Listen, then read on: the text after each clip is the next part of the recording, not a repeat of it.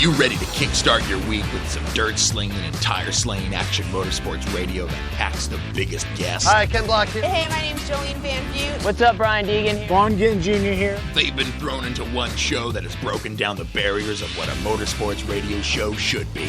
This is the Down and Dirty Radio Show, powered by Polaris Razor, with support from General Tire, KMC Wheels, Rigid Industries, DirtFish, Gibson Exhaust, and MTX Audio, with your host, who also happens to spend his weekends flying 800 horsepower trucks through the dirt, Jim Beaver.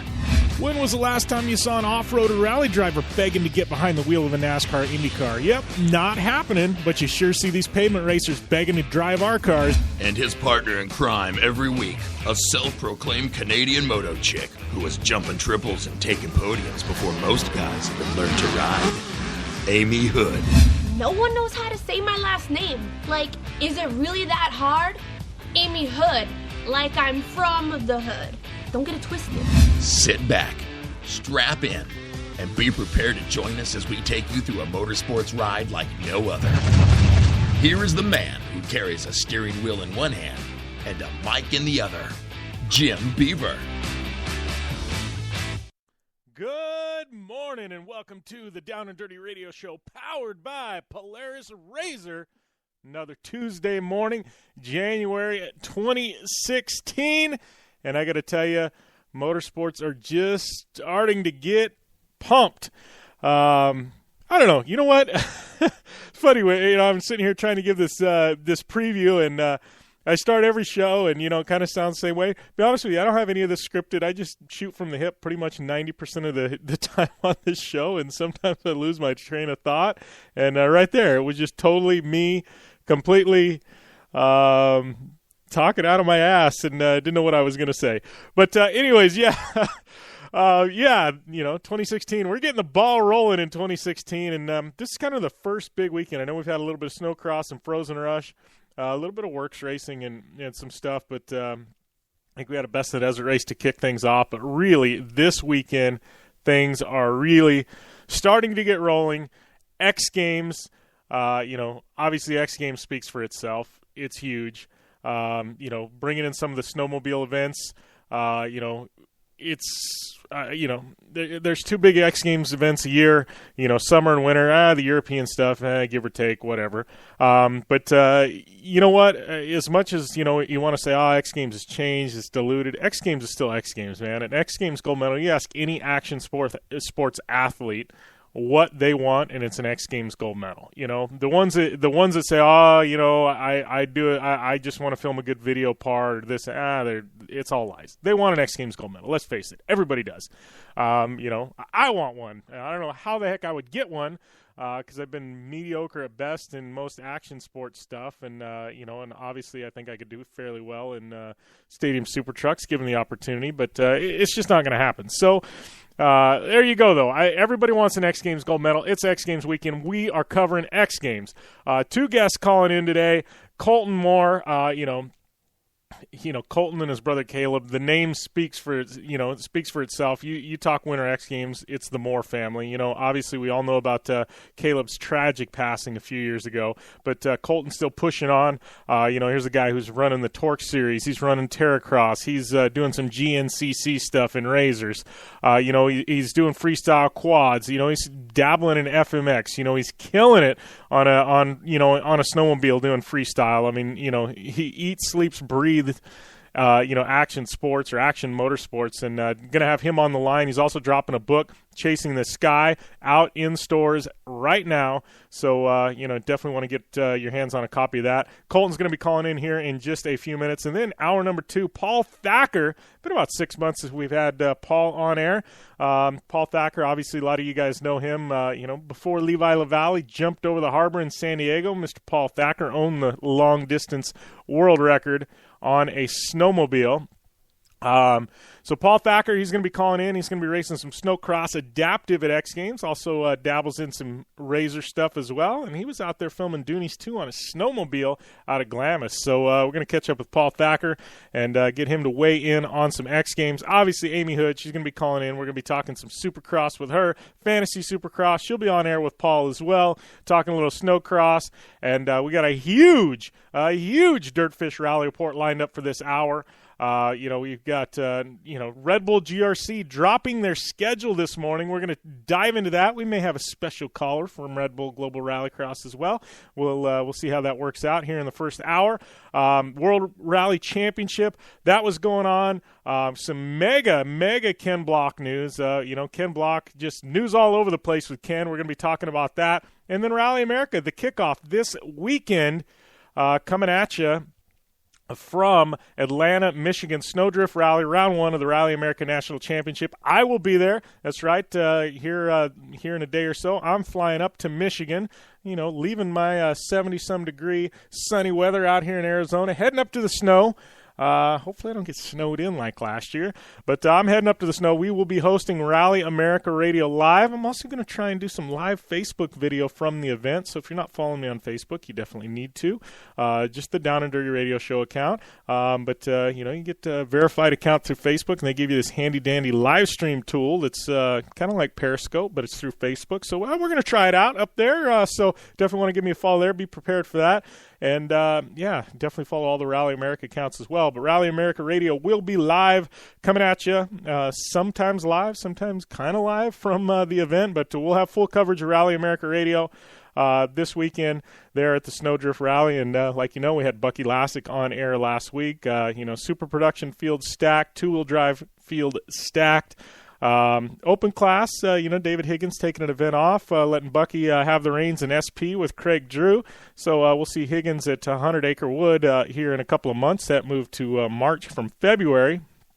Where it normally is, but we'll have full coverage of that event as well. But, Snowdrift this weekend, one of the unique of rallies on the Rally America calendar. So we'll definitely be coming at you from that. We've had Snowcross in Deadwood this past weekend. We've had a ton of stuff. We got a lot to talk about. Supercross, lots of Supercross talk. I mean, it's a cram show, man. 2 hours of a ton of talk. Shoot, we didn't even talk. Best in Desert Parker 425. The entry list is out.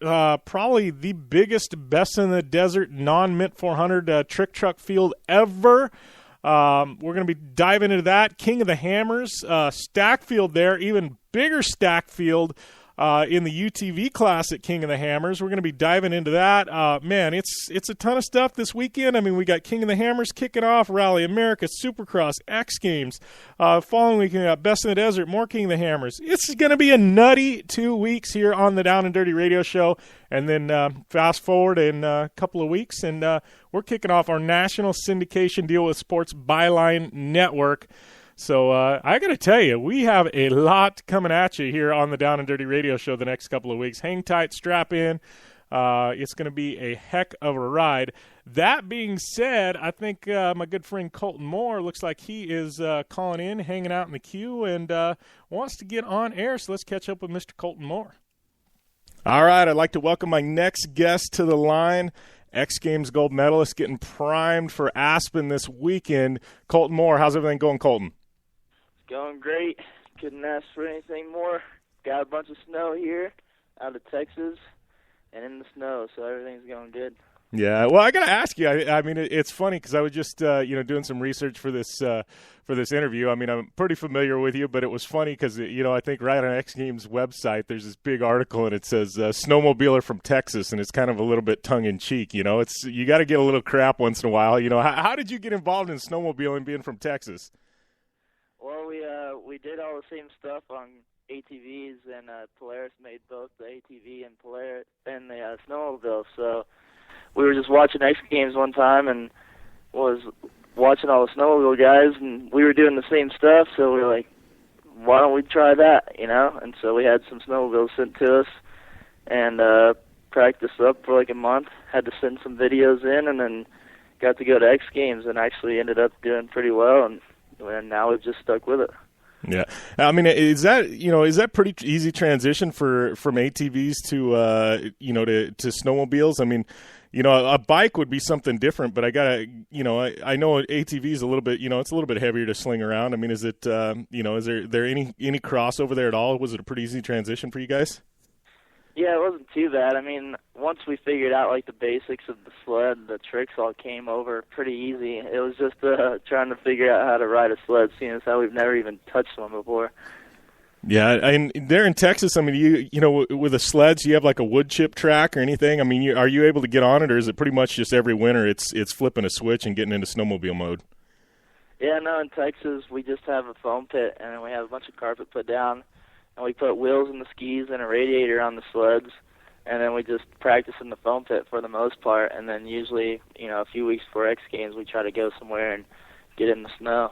Yeah, it's got to feel good. I know you're up in Colorado right now doing some training. It's it's got to feel pretty good to finally get into the snow. It's way better than the foam pit. The foam pit, you get one jump every couple minutes and you get beat up a lot. So to get out of that thing, I'm always happy. Yeah, well, and it's one thing I can say, man, guys, that are learning tricks on bikes into the foam pit and everything else, it's a total different animal when you land upside down and you've got a sled coming down on top of you. It weighs a bit more than a bike. Yeah, everyone thinks like if you have a foam pit, oh, I could do that. Oh, that's fun. No, it sucks. It's not fun at all. So that being said, I mean, I know, this is, it's been a pretty big couple of weeks for you. Obviously, we got X Games coming up. We're going to talk a little bit more about that. But you recently dropped a book, and and I got to ask you about the book. I mean, obviously, by now, everybody knows you and your brother's story, and it's got to feel really, really good for you and gratifying to kind of have the story come out in your words finally. It is awesome. I had the opportunity to work with Keith O'Brien on the book and get to tell my story more in detail. A lot of people, have seen us through the years on TV or social media or whatnot, but this book really gets to explain, more than what you see on TV. It talks about where me and Caleb came from and how we got started, and it goes through everything as dealing with my brother's accident and him passing away, and how me and my family, carried on through that, and how I was able to continue to ride and end up going back to X Games and getting a gold medal for him. Yeah, well, and I know, a lot of people, I mean, I've faced tragedy in my life, and I know a lot of people, that there's two different ways to go about it. A lot of people kind of shell up, but it seems like that, the tragedy, it gave you almost a shot in the arm. It's like, hey, let's go out and do this for Caleb, and it seems like it almost helped take your riding to the next level. Yeah, definitely. I mean, I always tell people, people ask, are you going to keep riding? And I was like, dude, if I even thought about quitting, Caleb had the chance, he'd smack me for that. So it's good for me now. Like, every time I ride, I'm riding for him, and I feel like he's watching out for me now in a different way, so it helps me a lot. Yeah. Well, that being said, I know it's got to feel pretty good for you. I mean, X Games, they're bringing back freestyle. I mean, you've had to start competing in some stuff in the past couple of years, long jump and speed and style, and obviously you've had some success. You've taken home golds and then medals in long jump, but it's got to feel good for you to have legit freestyle back in X Games. I'm pumped. We did it 2 years ago, and then it was out last year, and then now it's back. But that's what we got into it. Beginning freestyle, so I'm excited, and especially because I wish they still had long jump or speed and style, but that's not in this year, so all the guys that's going into freestyle, they have nothing but time to focus and concentrate on freestyle, so I think it should be pretty dang interesting this year. Yeah, well, and looking at the entry list, I mean, it's not like we're talking an entry list 20 guys deep, but I'm looking at the list going, man, I mean, it's a stacked field. They brought in the who's who. I mean, Levi's back, obviously yourself. I mean, there's numerous others. It's not going to be easy. No, I've been working my butt off, and trying not to worry about what everyone else is doing, just trying to do the best that I can do. So if that's not good enough, I guess I just got to work harder. Yeah. Well, how is it? I mean, in freestyle, I mean, because I watch you guys, and and I go, man, you about think that everything's been done, and then it seems like now things are getting really, really creative, because there's only so many times you can go upside down. There's only so much you can do. So you guys are really having to push the bar and get creative. I mean, how do you dream this stuff up? I mean, some of this stuff 10 years ago, it was video game type of stuff, and now you guys are pulling it. Yeah, I don't know. You just sit around and you just start to think about what you could do, which way you could turn, which way you could twist, how you could jump off of it, and also with the sleds, like a bunch of the dirt bike guys now are doing so much stuff that we can kind of watch those guys and kind of learn from them and try to do some of the tricks they do, and then also use our own imagination, just see what we can come up with. Yeah, well, and I know you, obviously, you spend a ton of time on the ATV doing freestyle shows. You travel with Nitro Circus off and on. I mean, have you ever thought about getting on a bike, or have you, or is it just something that's a little out of your wheelhouse and you're not real interested? I actually have a bike, and I just haven't rode it that much. I'm really wanting to hop on that thing and ride it a lot more. I ride pretty much anything with a motor. I just haven't spent a whole lot of time on a dirt bike, but I think this next year I'm going to try to spend a little bit more time on that thing. Yeah. Well, that being said, anything with a motor, I know, I was able to race some Terracross with you this year. You're doing some torque, so it seems like you're some doors in the four-wheel racing community are starting to open up for you. Yeah, it's been awesome. I got the chance to, race Terracross the last couple of years, and then just this past year I got to get in a Pro Light truck and race the Torque Series, and that is exciting. Like, every time I hop in that truck, man, I just get a big smile on my face. So I think that is definitely a next step for me, is some truck racing, because it's awesome. Yeah. That being said, are you going to be back this year? Do you have something, at least partial schedule? I mean, do you have anything lined up for 2016? 2016, I think probably I'll be doing some of the Terracrosses, but I'll be racing GNCC in the Razor for the Bikeman Performance team, and hopefully we can do good on that. I think for this year we'll be taking a break on the short course truck racing, and hopefully we can find a team to work with in 2017. Yeah, and how has the transition been to to doing the Razor stuff? I mean, I know just racing Terracross, we see a lot of guys coming over from the snow and bike community, and it seems like it's made it accessible. But I mean, the tracks, I mean, like they're not exactly easy either. Yeah, Terracross especially, you gotta keep that car together. You just gotta go out there, not destroy your car, and finish the race. And you usually end up doing pretty good, but it's helped me. Me and my brother started off racing, quads, so they kind of relate pretty good. And then I've done Razor racing in the past quite a bit, and so that's, right in my wheelhouse, basically. Yeah. So going back to X Games, I mean, what can fans expect this weekend when they tune in? Obviously you guys have the big throwdown, but you got anything up your sleeve that nobody's aware of yet? I don't know. I was working on some stuff in Texas, like halfway in between figuring it out or not. I just got to figure out if I can make myself do it out in the snow. I got a couple things maybe up my sleeve. I don't know. Yeah, you'll see how the contest is going and see if you need to pull out the ace up your sleeve or not, right? Yeah. Nice. So as far as your book, I know that dropped last week, I believe. What give us the details. I know Amazon.com and pretty much any bookstore can order it in, right? Yeah, pretty much. The easiest way, I think, is just to go online and go to Amazon.com, look it up. It's called Catching the Sky, and check it out because it's pretty awesome. Yeah, and how has it been with you? I mean, you're a guy, you've signed a lot of autographs. I mean, I traveled Terracross, saw you this year. You're used to signing autographs. How is it doing a book tour, man? It's fun, actually. I just did my first book signing the other day. I've never done anything like that before, but it's a lot of fun, going around and talking to people and people that have read my book or wanting to read my book, and I'm just happy to be able to do that and go around and share my story. Yeah, well, you probably meet a lot of people in, motorsports and action sports community, but going and doing a book signing, I mean, it's probably some different type people you wouldn't normally run across, right? Yeah, for sure. It's a lot more than just the action sports crowd, there's just some, more book readers and maybe a little bit older crowd, or, but it's still all fun. Yeah, for sure. So, this week leading up to X Games, I mean, what's things? I mean, I'm sure a lot of media, a lot of PR. I mean, how much time are you going to be able to spend on the sled in preparation for this weekend? I'm going to be really busy. I think I got a bunch of press and a bunch of interviews to do.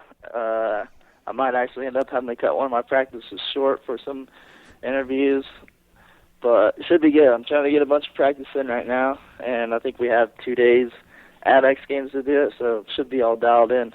Yeah. Well, how big is X Games for you? I mean, you're a guy, you travel around. I mean, you're a hustler. You're doing shows. You're racing razors. You're doing freestyle. I mean, X Games, this has got to be almost the pinnacle of your year right out of the box. I mean, this is the big one. It kind of sets the tone for the rest of the year for you, right?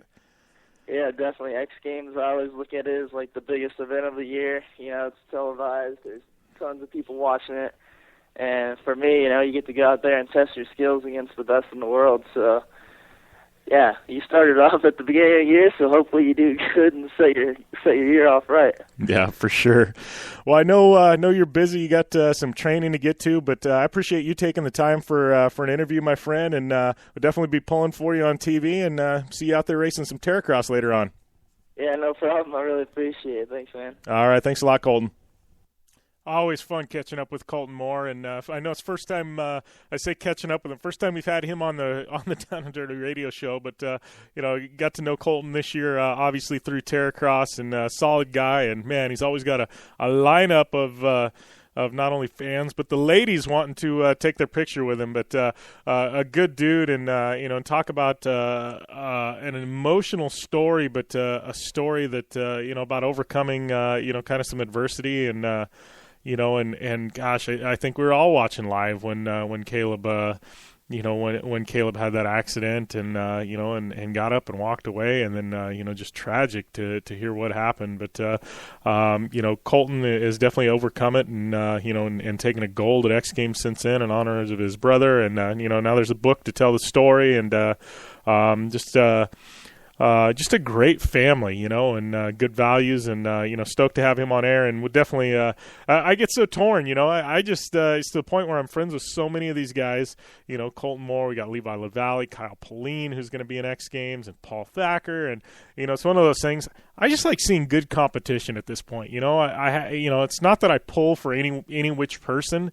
At this point, I just like to see guys that I consider friends throw down some awesome tricks. Everybody walk away without an injury, and just see a good competition. Just kind of push the bar and see how far they can go, and just hope that everybody stays healthy, whether it be racing or freestyle. And it's that way summer, winter X. I mean, Red Bull GRC. I'm friends with so many people at this point, and I got the show has definitely blessed me with some amazing opportunities to get to know these people. But it's the point where now I don't root for anybody. I just hope to see good, solid racing competition. And a throwdown, and I think that's all you can ask for. But we're firing on all 8 today on the Down and Dirty Radio Show. Just down with Colton Moore, three-time X Games gold medalist, and a couple of bronzes there, I believe, in long jump. Kind of bummed out that long jump isn't back. That was always kind of a cool event, but.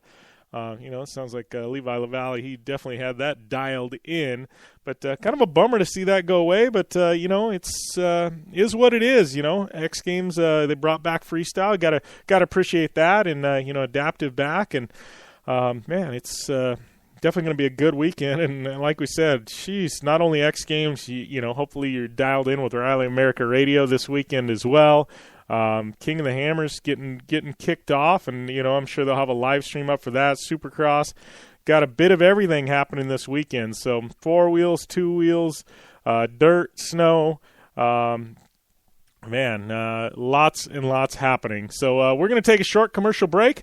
When we come back, We got a big, stacked DirtFish Rally Report for you. We're going to be talking the Red Bull Global Rallycross calendar, some WRC, some Ken Block news, Rally America news, and a whole lot more. And as we speak, I'm getting a text, and when we come back from break, my good friend Chris Leone from Red Bull Global Rallycross, their media director, he's going to be calling in. We're going to have Chris on the line for about 10 minutes, and we're going to be dissecting this Red Bull GRC calendar. I know you fans of Red Bull Global Rallycross, you wait for this day all year long. It's like it's become this big production, like when's the calendar going to drop? When's the calendar going to drop? Today was the day. No heads up, no nothing. It just drops out of the blue, and we're going to have Chris. He's going to break down these new events. New events in Phoenix. I'm digging that. Dallas, Texas, Seattle, a few more. So we're definitely gonna break down the schedule and see what's in store for 2016 in Red Bull Global Rallycross. Not to mention a ton of other rally coverage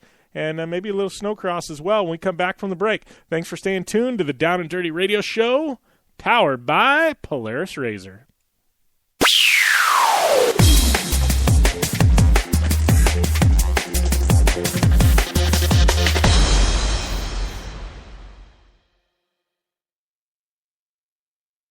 I'm Polaris rider Levi LaValle, and I choose Polaris just because they have the best quality, highest performing, most fun machines out there. Only one company has taken Levi LaValle to 10 X Games medals, snowcross championships, a double backflip, and a world record long jump of 412 feet across the San Diego Harbor on New Year's Eve, and that company is Polaris.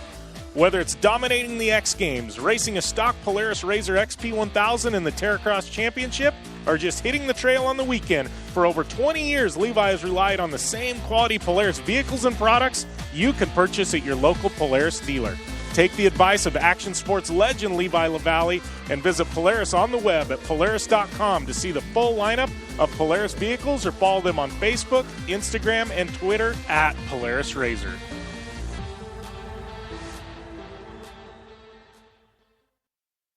For 100 years, General Tire has provided tires for your lifestyle, your adventure, your anywhere. Born from competition, the Grabber tire offers the durability and off-road traction you demand in a tire. We put these tires to the test in the harshest off-road racing conditions to give you a tire that will make your anywhere possible. So let us take you on your next big adventure. Tweet us photos at General Tire, hashtag anywhere is possible. Because with General Tire, anywhere is possible.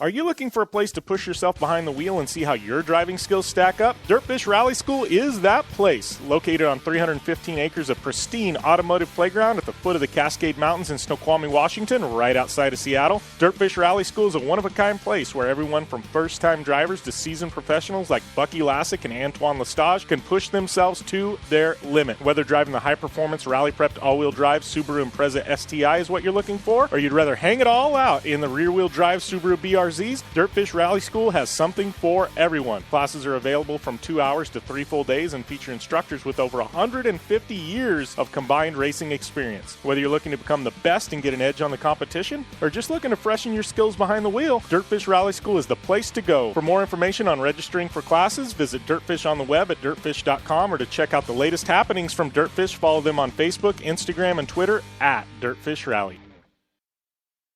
Come to the island and rip it up this summer. Wakeboard Island. It's a skate park on water at Blue Water Resort and Casino. Check out the 2-tower cable system that pulls you and your board over the water. No boats to watch out for. No fumes. Wakeboard Island is open to all skill levels with an open center section for beginners. And for trick riders, a double side kicker in a 60-foot flat box. Wakeboard Island. The best ride this side of the Rockies. Adjacent to the River's Edge Cantina at Blue Water Resort and Casino on the Colorado River in Parker, Arizona. Life is all about sound. The sound of sports. The sound at the racetrack. And the sound of your vehicle. Don't drive around listening to this. Drive around listening to the sound of performance. Gibson Performance. Gibson Performance Exhaust is the company who can turn this into this. Remember that life is all about sound, and Gibson Exhaust is the sound of performance. Check out your next catback exhaust system, headers, muffler, or UTV exhaust at GibsonPerformance.com and get more power and more sound.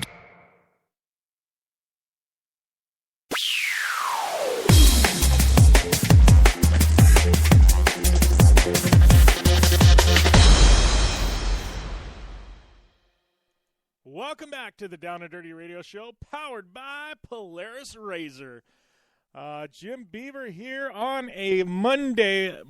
There I go. 4 years worth of bad habits, trying to get those bad habits away, and here we go. I'm ruining it. Tuesday. We are a Tuesday here on the Down and Dirty Radio Show. That being said, a couple of weeks away from launching into national syndication. Thanks to all you listeners who tune in each and every week and have helped make that happen. Definitely more info in the next week or two to come on that. Places where you can hear us, tune in. It's all going to be good stuff, and we'll definitely get that rolling out to you guys as soon as we kind of get finalized. But those of you who like to tune in at the Down and Dirty Radio Show website or through Speaker or Race Day Nation, Performance Motorsports Network, wherever you tune in at, you can still tune in there. Same place you always do. iTunes, Podcast, Stitcher, I don't know. We're available. iHeartRadio, wherever you tune in right now, you can still do it. There's just going to be about 200 more places you can tune in. But yeah, so no changes for you guys. So definitely, if you like doing what you're doing, don't change. No problems at all. But yeah, we're getting ready to launch into a DirtFish Rally Report brought to you by our good friends at DirtFish Rally School. Find out more information on the web, www.dirtfish.com. And that being said, kicking off this DirtFish Rally Report, I guess waiting on Chris Leone to call in, talk about that big GRC news, talk a little Rally America. But like we said, I'm seeing right now Racer Magazine priming the pump for Rally America this weekend. Kind of cool to see that. Ryan Millen in that brand new Toyota RAV4, he's going to be up there contesting for that two-wheel drive national win. And they're priming that pretty good here. At Racer Magazine, literally on Twitter. I kind of like that, seeing Rally America get some mainstream coverage. But that being said, man, it's going to be a great event up there. I mean, two-wheel drive, field stacked. Steve LaRosa, he's there. He made a strong run last year. We got Cameron Steele. Saw Cameron Steele running the R1 instead of the ST. I think there's some strategy to that. Did super well with the R1 last year at some of the snowier events. Sometimes less power is better in the snow and ice. So I think he's kind of going for that. Going to run that R1. I'm sure he'll bring that ST to 100 acre. Now that we know 100 acre wood is in March and there's no risk of snow like there was in February. So gonna be a solid event. SP class, man. It is stacked. Bucky Lassick, obviously Bucky is there, in that factory Subaru effort. That's going to be your hot shoe as far as I'm concerned. But Bucky's starting towards the back. I hadn't done any stage rally formally before, so with the rules, he's got to start towards the back. So he is going to have to fight his way from the back. Maybe might be some slower traffic to begin with that he may have to get around or fight through the dust with. So passing doesn't happen often in rally, but definitely could happen there at Snowdrift with Bucky starting so far back.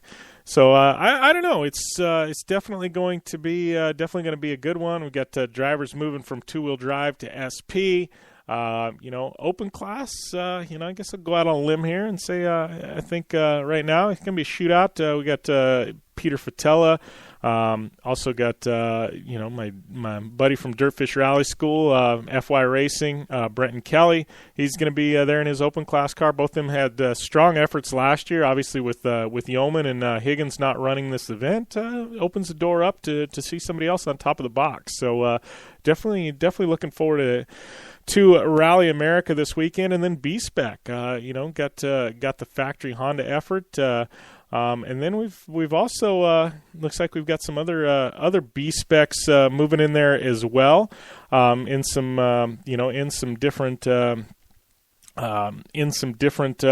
type vehicles. I think we see a Ford on the list as well. So should be pretty awesome. And that Ford, like I was saying, we got a lady contesting B-Spec National. We got Kiana Chang. She has got that new Ford, it looks like, and going to be contesting it. So we'll see how things work out for her. B-Spec, obviously that's kind of the stock class there in Rally America. So gonna be interesting to see that. But two-wheel drive shootout, obviously we miss Reese Millen's brother Ryan. He's going to be running that factory Toyota. We got Steve LaRosa in the kind of pseudo Ford factory ST. Obviously Cameron Steele in ST. Those are three strong efforts there. And, we've known those B-Specs in that Honda, especially at Snowdrift, to sneak into that, two-wheel drive national podium as well. So, I don't know. Going to be a good one. Looking forward to seeing how things shake up there in Atlanta, Michigan this weekend. Things kicking off Friday and racing Saturday as well. We'll be out there on the stages, bringing you Rally America Radio, and my Facebook page will be live streaming when we can. So definitely tune into that. But right now we're going to switch gears from Rally America. We're going to talk with my buddy Chris Leone, Media Director for Red Bull Global Rallycross. How's everything going, Chris? I am doing well, Jim. Just fighting the cold from these cold Boston winters. But other than that, very, very excited for us to be able to reveal our 2016 schedule today. How are you doing? I am doing good. Yeah, you guys dropped a little bit of a bomb on me this morning. I had heard rumors that the schedule was coming this week, and, I get into the office. Actually, I wasn't even in the office. I was getting ready to take a shower. I was checking my email, and boom, I've got, an email from Red Bull GRC and, dropping the calendar. So I go, well, we got to book some time here to talk about this. It's funny that, something like a calendar drop. I don't know of any other motorsport in the world that their calendar drop is such a big deal. I know Supercross is kind of a big deal too, but their stuff was always kind of the same. But Red Bull GRC, I mean, you guys, your fans, I mean, you Facebook, I mean, they're like drooling over this all off season. When's the calendar going to drop? Yeah, absolutely. And this makes it one of the most fun days of the year. It's Christmas in January, we like to call it, because all the fans who get to see us for the first time in some of the new markets that we get to hit, it's always a very pleasant surprise for them. And then all the fans in some of our biggest markets find out that we're coming back, and we get to see all them again. So, it's just a fantastic day for us as an organization, as a series. The drivers always get on board, and as I said, especially for anybody who gets a brand new home event, something like that. And, I know that applies to you this year, since obviously you're always broadcasting out of Parker, Arizona, and we will be in Phoenix for the very first time to kick off the season in May. Yeah, I'm pumped on that. I mean, I can tell you already, I'm looking, this is one of those events. I mean, I've worked off and on, with Red Bull GRC as kind of a voice for a couple of years. I've told everybody that'll listen, come to Phoenix, and I guarantee you, Jared Deanda is saying the same thing. Come to Phoenix. We're both Arizona boys. But I'm excited for that event. Arizona, we traditionally come out and we support motorsports. I mean, the short course races go off crazy there. You've been out to the off-road races. You know how well those do. I mean, NASCAR comes twice a year to Phoenix because of the fan following. IndyCar is coming back to Phoenix. I mean, it seems like it's just a good market for racing, and I'm stoked to see Red Bull GRC coming in and going to be putting on not one but a double header in Phoenix. Oh, absolutely. It's a really cool market for us to be able to visit for the first time. As you mentioned, just the passion of the motorsports fans, not even just off-road motorsports fans, but the folks who head out to Phoenix for the Cup races and the Xfinity Series races, and now the IndyCar race returning. It's just an amazing, amazing place for us to be able to go, and we're really excited to be able to go there. That's one of the biggest things that we look at with new markets. Can we come in and make a splash and really find somewhere where we can get a lot of fan turnout and put on a great race? And, again, it's just that's one of the biggest things for us. And Phoenix certainly fits the bill there, so we're very excited about being able to bring the series out there. Yeah. Well, then moving on, new venue, Dallas, Texas. June 4th, Dallas, obviously, that's a huge market. I mean, traditionally a huge truck market, but Red Bull GRC, I think, should be right at home there. Any idea the venue there? I mean, obviously, there's some amazing venues. I don't know, one way or another, I think it's a great market, especially with the manufacturers you've got involved in the series, Oh, yeah, absolutely. Dallas is going to be another really fun one. We do have venue announcements coming out in the near future, so I won't spoil any of that for any of the race locations. Think of today as, well, I'll go back to that Christmas in January metaphor. Think of this as the first day of Christmas, and then the venue announcements are the subsequent days as we build up through the off season. But yeah, you're absolutely right. Dallas will be a terrific market. Texas is just a fantastic motorsports state, one of the best in America by far. So for us to be able to stage an inaugural event in Dallas on that June 4th weekend it's really going to be fun, and it's really going to be a great way for us to set up into the next two doubleheaders as we visit Daytona Beach, Florida once again, and as we stage another event on a military base. Yeah, well, and Daytona speaks for itself. I mean, Daytona is Daytona. Anything, that's run at Daytona Motor Speedway is, I mean, it's something that any driver wants to win. I mean, just saying you won at Daytona, I mean, it speaks for itself. And then military base, I mean, over the 4th of July, I mean, reception to that last year was huge. I mean, that was a great deal for Red Bull GRC. I mean, I think all the, anybody that's active military or veterans, I mean, they got in for free. I mean, it sounded like it was just a win-win for everyone. Absolutely. Being able to race in those two locations, two of the coolest things that we've ever done. I mean, as you mentioned, Daytona Beach, just the racing heritage there, it dates all the way back to even going to the beach races before NASCAR was anything remotely resembling what stock car racing is today. But for the military base, for us to be able to send 10 cars, 600 horsepower, just screaming down a straightaway with military helicopters and things like that in the background, I mean, it's just nothing compares to that visual for us.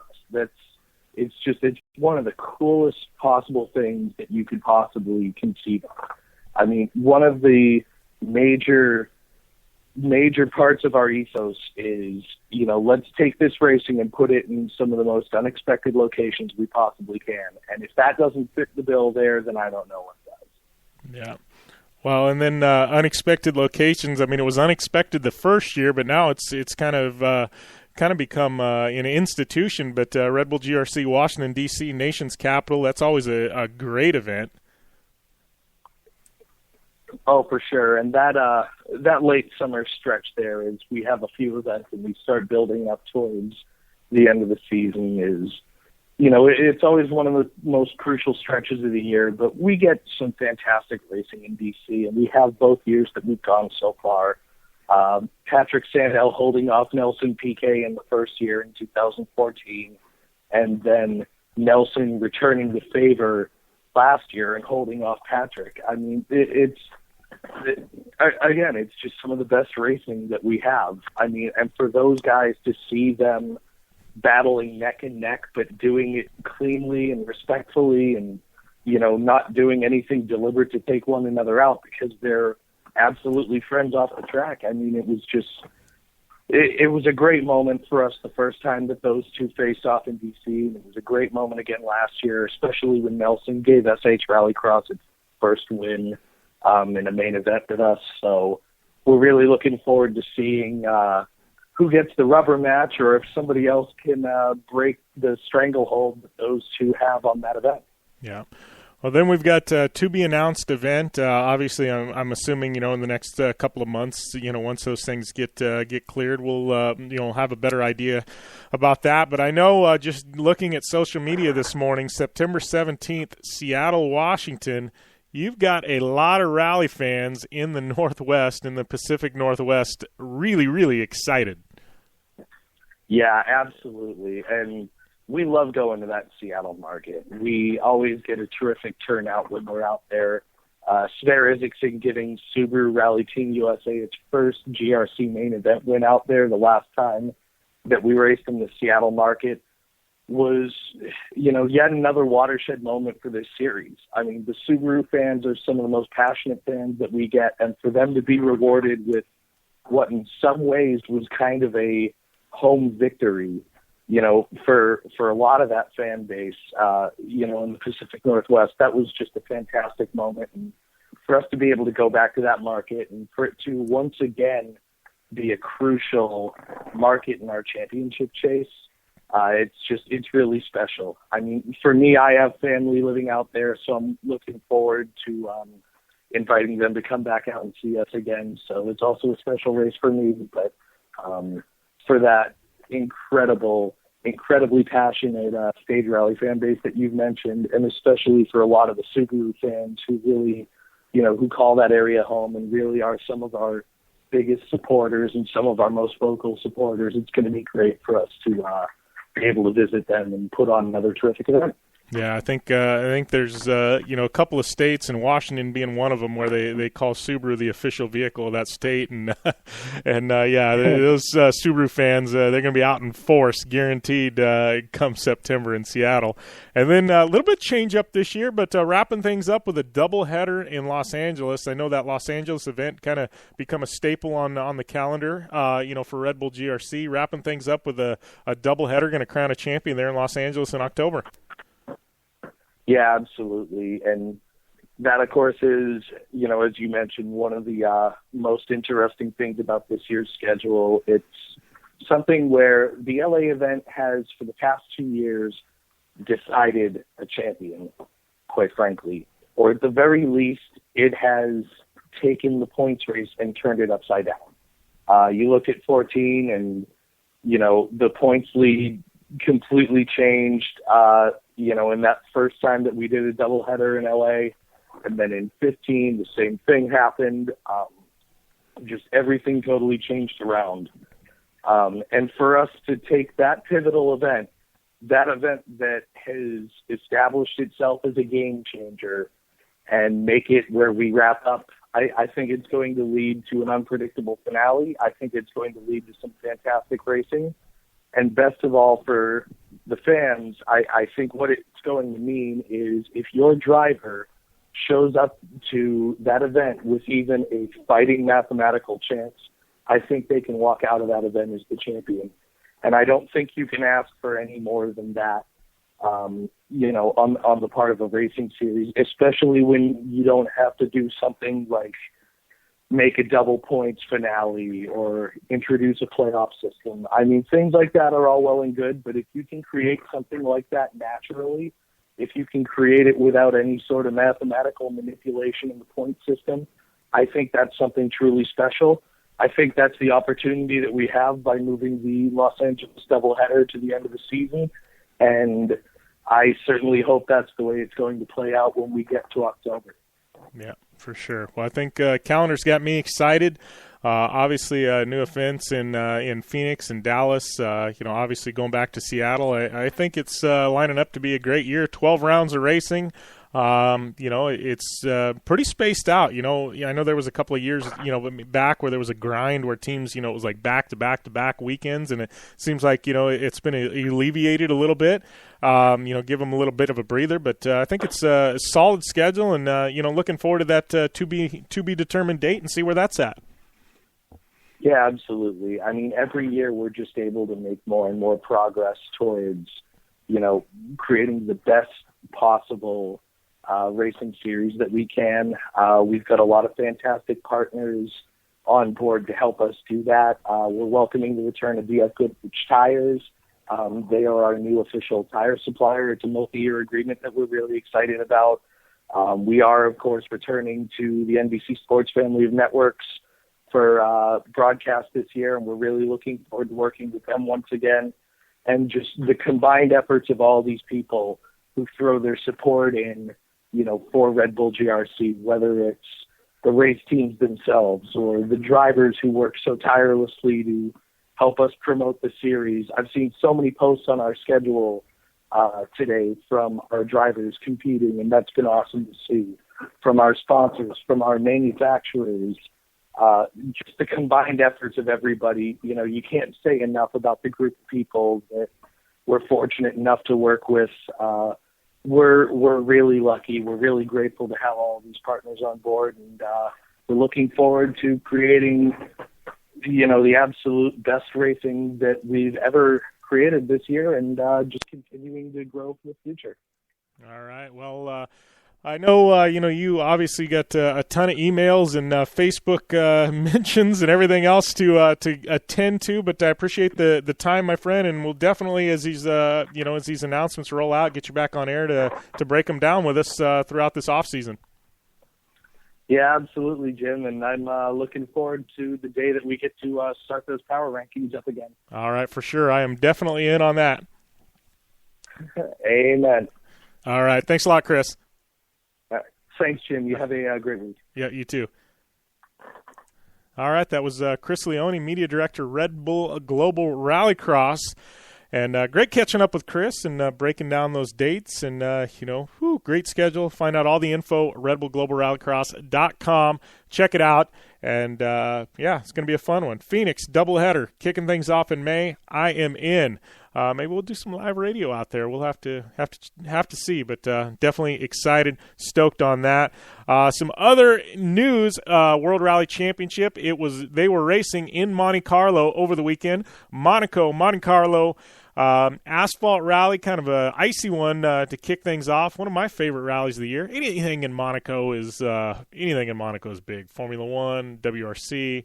It's just, it's kind of like talking with Chris about Daytona. It's the one you want to win. It's like Indy. You mentioned Indy, Daytona, Monte Carlo, Monaco.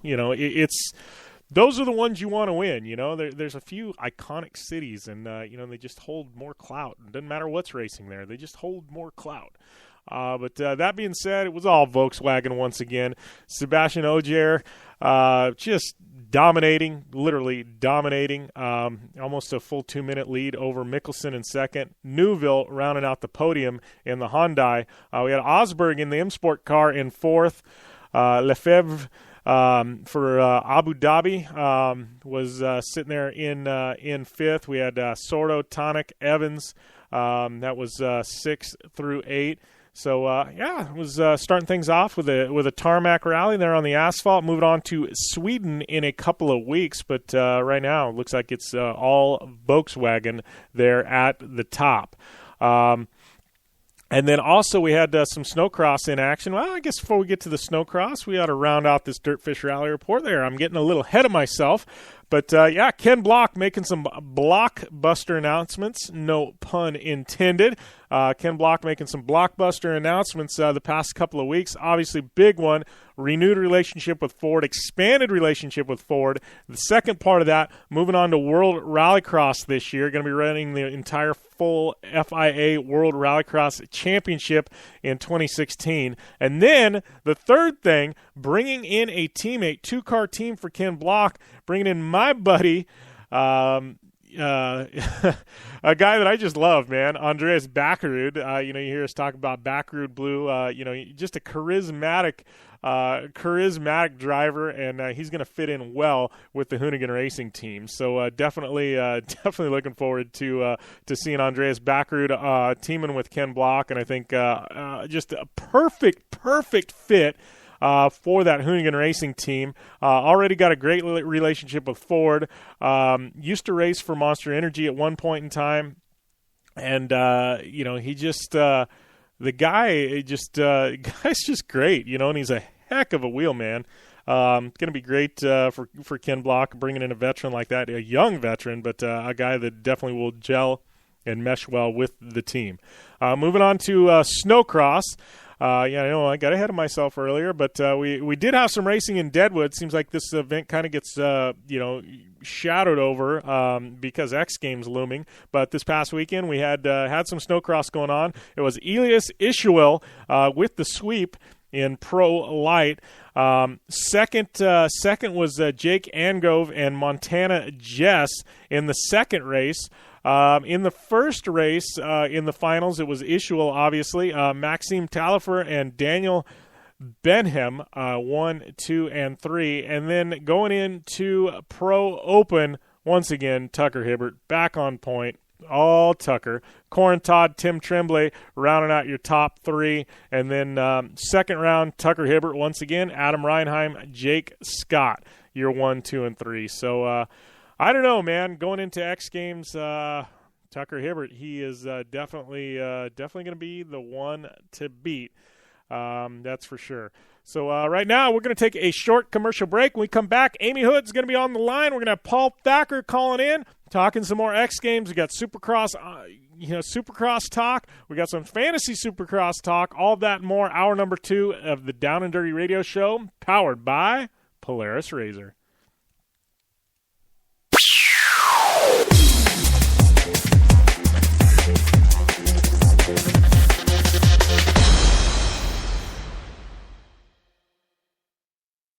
Hey, I'm RJ Anderson, factory Polaris driver, and I drive Polaris because it's the most capable, race-ready off-road vehicle on the market. When RJ Anderson wanted to set a world record for the longest UTV jump in history, not once but twice, what company did he trust? Polaris and their championship-winning Razor XP1000. RJ is a UTV champion behind the wheel of Polaris vehicles, and he exclusively trusts the Polaris Razors to bring him race wins and championships against some of the toughest off-road racers in the world. The same Polaris Razors RJ has won championships in, set world records in, and conquered the Wall of Death in XP1K2 are available to you at your local Polaris dealer.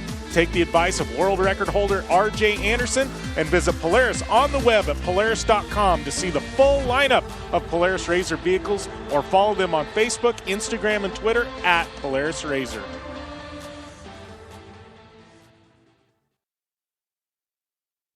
Your life demands a tire that provides durability, comfort, and performance, and that's what General Tire delivers for you. From the all-season grip of the Grabber UHP to the comfort and on-road manners of the Grabber HTS to the durability and off-road traction of the Grabber AT2, General has a tire that will help get you where you need to go. So let us take you on your next big adventure. Tweet us at General Tire, hashtag anywhere is possible, because with General Tire, anywhere is possible. Life is all about sound, the sound of sports, the sound at the racetrack, and the sound of your vehicle. Don't drive around listening to this. Drive around listening to the sound of performance. Gibson Performance. Gibson Performance Exhaust is the company who can turn this into this. Remember that life is all about sound, and Gibson Exhaust is the sound of performance. Check out your next catback exhaust system, headers, muffler, or UTV exhaust at GibsonPerformance.com and get more power and more sound.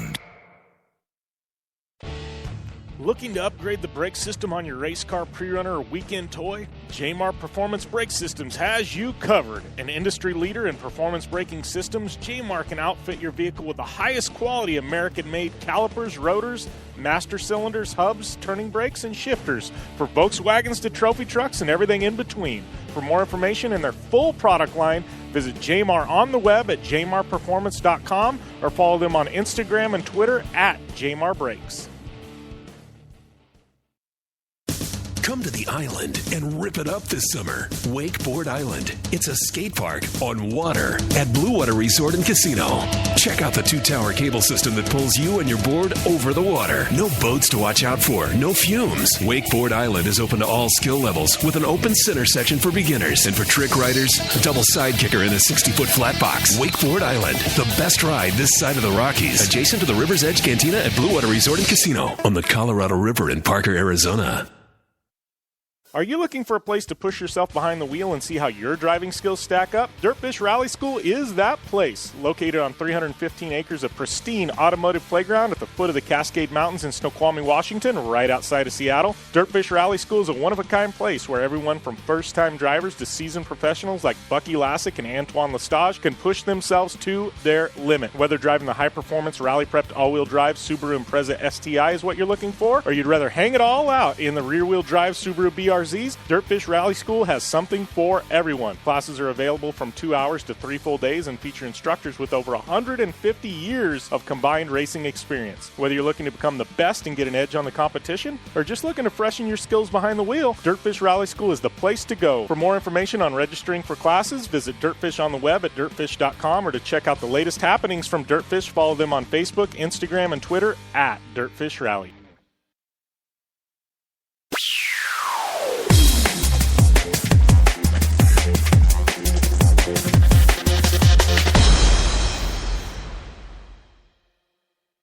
Welcome back to the Down and Dirty Radio Show, powered by Polaris Razor. I'm your host, Jim Beaver. Oh, man, talk about a fun first hour of the show, talking some X Games and some Terracross with Colton Moore. Had Red Bull Global Rallycross Media Director Chris Leone on the horn. He was breaking down the 2016 schedule. Also talked some Ken Block news, some Rally America, some WRC, some Snocross, man, cramming a lot into that first hour. And right now, we're going to welcome my co-host, Ami Houde, to the line. Now, where the hood at? You better bust that if you don't pull that. Where the hood at? What's happening, Ami Houde? Hi, how's it going? I'm doing pretty good. Just, hanging out on this lovely Tuesday slushy weather here in Winnipeg. I decided to wear high heels to work, and it was like the biggest mistake ever. Dang, high heels in January in Winnipeg. That's a pretty ballsy move there, Hood. Yeah, I know. Some days I like to get my fancy on, but it's all slushy and it's disgusting, and I walk into a store and because it's all wet outside, I'm just like slipping and sliding all over the place. It's pretty ridiculous. I look like a baby deer struggling to walk. I think sometimes we need a camera crew just to follow you around. I think it would makes for some entertaining video. You need your own reality TV show, I think. Just pretty funny. Yeah, the life of Ami Houde. Yeah. Yeah. So, no, everything's good on this end. That Colton Moore, talking with him, talking a little, Winter X, and obviously he dropped that book, and talking about that tragic story with his brother Caleb, and how he came back, and and won X Games gold, and I can't wait to get a copy of the book. I've got one in transit actually, but I'm looking forward to reading it and kind of hearing that story. You hear how the media blew it up and was so big that X Games took freestyle out of Summer and Winter X, but now it's back, and kind of anxious to hear Colton's side of the story in the book. Yeah, no, it's really cool, and again, like you said, it's really inspiring, the fact that he's come back and kind of persevered through that like horrific tragedy. But again, like he's doing this for his brother to kind of live out his legacy, and that's so cool to see. And I actually know a girl from Winnipeg here who I race against, Desiree, but her brother got paralyzed racing, and a big shock to the motocross community here in Winnipeg. And she did take some time off, but it didn't let her stop her, and she came back and she rides for her brother now. And it's just really cool to see that people being able to bounce back and really like live out the memory of their significant other, brother, family member, and just persevere and you keep up with it. Like, it goes to show that racing and riding and freestyle is just in your blood. Like you can't stop. It's what makes us who we are, and we always seem to find a way to kind of get back on our feet. So I'm really interested in reading that book too. It should be good. Yeah, well, and I know even like Colton said, he's like, if there's ever a point I would have thought, I was going to hang it up. He's like, if my brother was ever alive, he's like, he would have slapped me silly and told me to knock that crap off. He's like, so I know in the back of my head, and he's telling me this, he's like, I know in the back of my head, he's like, I can't stop, because he's like, I got my brother from up above looking down on me, and he's frowning if I decide to hang up the helmet. Yeah, exactly. And people who get injured and may get paralyzed from racing or something else, and they can't ride, and for us to decide that maybe I don't want to do this, it's like almost a slap in the face to them, because they want to be able to and they can't. So it's almost like we have to carry the boots for them and keep going on for them. So I love his mentality around it, and Obviously, he's been extremely successful, but he's also a really cool, great guy. Like, he's really quiet. I've met him in person, like, at Terracross, and he's a really quiet guy, but he seems to have a really good head on his shoulders and a great ambassador of the sport, but just an all-around really cool dude. Like, he seems so interesting. I mean, his persona and his hair and everything, like, he's just a cool cat. Like, I don't know. Well, speaking of cool cats, speaking of cool cats, we're joined on the line by our good friend Paul Thacker. Awesome. What's up, guys? Hey. Not much. Just driving to Aspen. Driving to Aspen. I know you've been doing some training up there, right? I believe up in Crested Butte, maybe. Yeah, I've spent the last 7 or 8 days in Crested Butte trying to get acclimated to the altitude and get some seat time. It's been pretty incredible, actually. Crested Butte's a cool little spot. Yeah. Well, we're going to Aspen. Yeah. Sorry, I really had to insert that quote there. So. Yeah. Well, it's funny you mention that because I went up there, with Joe Duncan for the Ultimate Snowmobiler last April, and I know I'm going to be back up there this April, but I never really spent that much time at altitude, and I think the resort up there, I know it's above 10,000 feet. I don't know what it is, maybe 10, 11, 12, something like that. But like during the day, I was fine, but I went to bed at night, and it was the first time in my life where I didn't sleep for 4 days when I was up there. The altitude just got to me, and during the day I was fine. I mean, I was riding snowmobiles and driving razors and everything else, totally fine, but at night it just got to me. Yeah, it's definitely different. It takes me about 3 days. The first night at altitude trying to sleep, I wake up short of breath, like I'm suffocating practically, and so yeah, I wanted to get out and spend some time, and I was pretty fortunate to get hooked up with some really great people out there that let me take over their front yard and had a groomer, and we built a track, and had a really good week of testing and tuning and practice. So I'm pretty excited to get to Aspen, get this show on the road. Yeah, well, and I know, I saw the track you'd built. It looked like a pretty banger of a track. I know you've been doing going out to some of the Snocross events this year too, and riding a little bit there, right? Yeah, I raced Canterbury National beginning of January. I was in Minnesota for the better part of a month before I headed out west to Colorado. So pretty good amount of seat time. So yeah, I'm feeling pretty ready to go out there and bang bars with the rest of the Adaptive crew. Yeah, well, I mean that's going to be exciting for you. I mean, it's been a few years since you've been in X Games, right? I mean, to get invited back, and obviously you're putting in the time. I mean, you're going for gold. Yeah, that's always the goal. You bet. I would love to be on the top spot of that podium. X Games has always been my nemesis. It seems like every time I go, something crazy happens and we don't quite hit our goal. But hopefully that's going to be different this year. Yeah. Well, I know changing things up back in what was it, November? I'm thinking. I don't know, you and most of the other Monster Energy athletes, you guys spent some time out in Glamis, just shredding, right? Yeah, we went out and filmed for the Doonies too, for Monster, and that was a pretty cool deal. I've never been out to Glamis before, so we loaded up my junk show and drove out there with a couple of buddies, and Corey Davis and Heath Frisbee brought their sleds as well, and we did a little ripping in the desert on snowmobile. It was very unique, to say the least. Yeah, what kind of wear and tear does that do on the sleds? I mean, I've actually seen some guys adapt a snowmobile and actually desert race it with tires on the front. I mean, it just demolishes it. But I mean, how is the sand? I mean, obviously it's different consistency than snow, but does it really wear on parts pretty hard?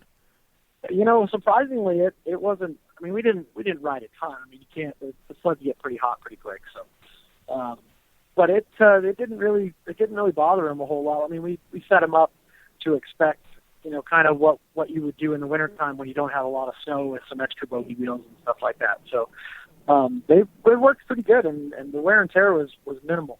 So I was pretty surprised. I thought it would be worse. Yeah, and that's what I've always thought. To me, it's like, why don't you take a snowmobile out to the stand? And I figured there had to be a reason why, but it sounds like it's not too hard to actually do then. No, I mean, you're not going to be riding all day out there on a snowmobile, but you could definitely rip around for a bit. It was cool. It was a lot of fun. Okay. That being said, I know obviously we got X Games coming up. After that, what's I know you bounce all over the place. I mean, you're going to be back in Alaska all this winter, or you just bouncing around the lower 48. Oh man, I hope so. I've been gone for over a month and I miss my bed, living out of hotel room. So no, I've got the weekend after we're doing a ride at Togety Mountain Lodge in Wyoming. We've got a group of veterans we're bringing in, and we're going to ride for a couple days there, kind of a charity event. And then not quite sure after that. I imagine Lake Geneva Snowcross has picked up the class for us, will probably be there. And then Ultimate Snowmobile is coming up, so there is not much rest for the weary, my man. Yeah, no, I get it. And then about the time snow melts up, I know I was looking, and I know you're going to be definitely involved in Terracross again this year, and it looks like full schedule of that stuff going to happen this year as well. Yeah, it's going to be a busy spring, summer, fall. It's just busy all the time, which is good. Good problem to have. Yeah, for sure. That being said, Terracross, you got, I know Adaptive sounds like it's going to be expanding this year, right? I mean, Adaptive and, in the military class, you've been really instrumental in pushing that. How's that looking for this year? Yeah, that's, the plan. We put the hero class together this past year, and would definitely like to grow it. I have no doubt, we had such great success with it this past season, and we're just putting the pieces together to take the monster again to showcase, exactly what we did and what we can do. And it's kind of a no-brainer. It's something that they're interested in and they like to be a part of. And, it's something I very much enjoy and am passionate about. So, it'll be great to branch that out and be able to, touch more people and make more differences with the wounded veterans that we've got coming back. So, I'm super stoked how it went this year, and I can't wait to grow it into, something that's going to be just really, really cool. Not that it isn't already. Yeah. Well, I know even, obviously the guys are stoked in Minnesota. I know the guys there in Charlotte when we did the Terracross experience. I mean, they were all coming up, and, they're like, come out to the base. If you're ever in town, here's my cell number. Call me. I want to get you out to the base. We'll go out and I'll show you everything. We'll have some drinks. And, they were just pumped, they were just like amped. I mean, it's so great to see these military guys with smiles that big on their face, Yeah, it was very, very rewarding. I mean, very. I'd be hard pressed to have ever met a cooler group of human beings. Just super humble and grateful, and just to think that those guys are fighting for our freedom, and then we're racing razors, and to bring them in and show how much fun they have. It was a really cool experience, and I'm very much looking forward to doing more of it. Yeah, for sure. So this week, obviously, X Games week. I mean, that's where all the attention is right now. You're driving out to Aspen. I mean, what's the week look like for you? Take us through the week of an X Games athlete. Today we'll get we're still a couple hours out. We'll roll into Carbondale, get the bus and trailer washed, and then we park later this afternoon or the evening.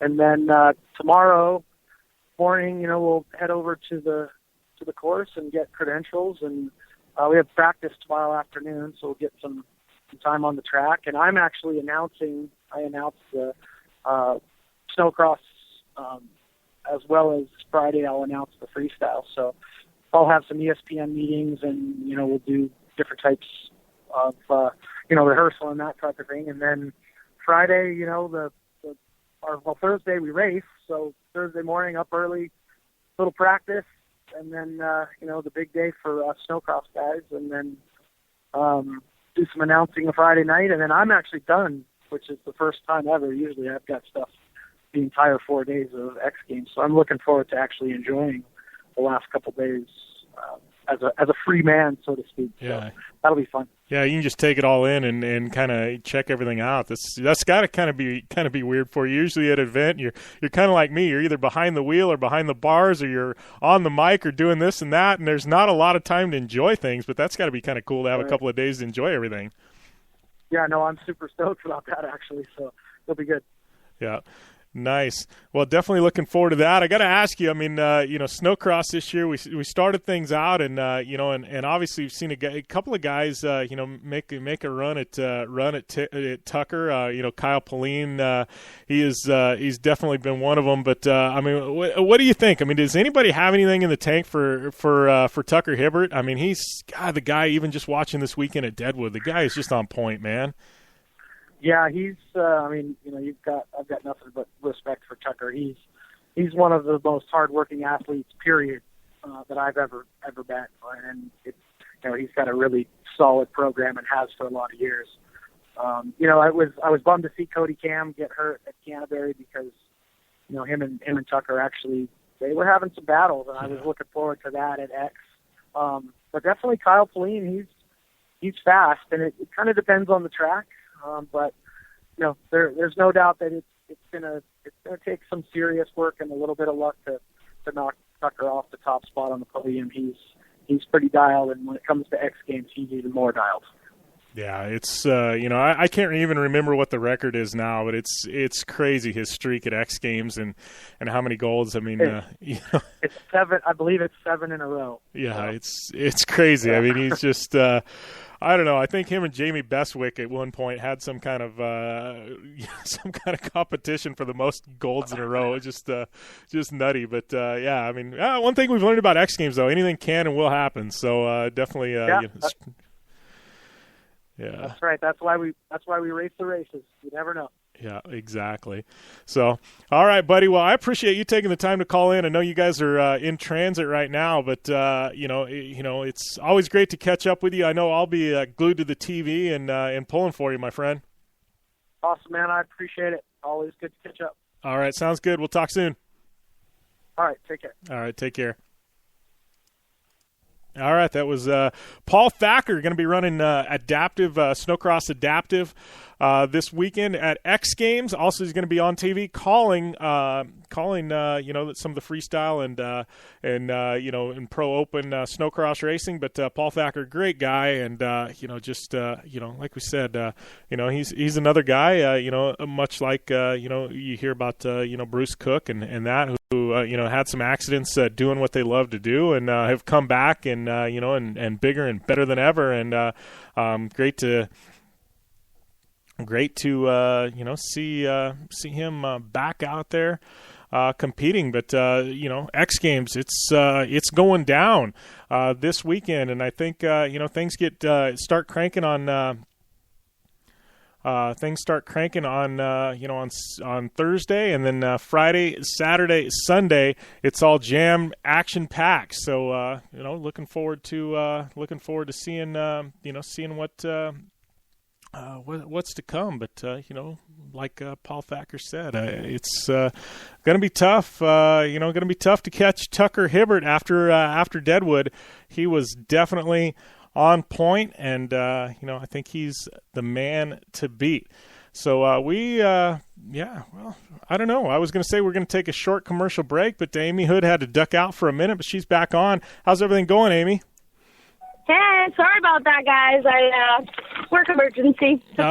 No worries. I get it. Paul Thacker, we just wrapped up with Paul. He is on his way to Aspen, going to be contesting for gold this week. So definitely pulling for Paul in the adaptive class, and talking about snow. Pro Open, and Tucker Hibbert's going to be tough to catch. I think Kyle Pauline for LaValle, he's been tough. Cody Cam ducking out with with an injury after Canterbury. It's definitely a bummer to see Cody on the mend, because I think he was definitely giving Tucker a run for his money this year. Yeah, I know.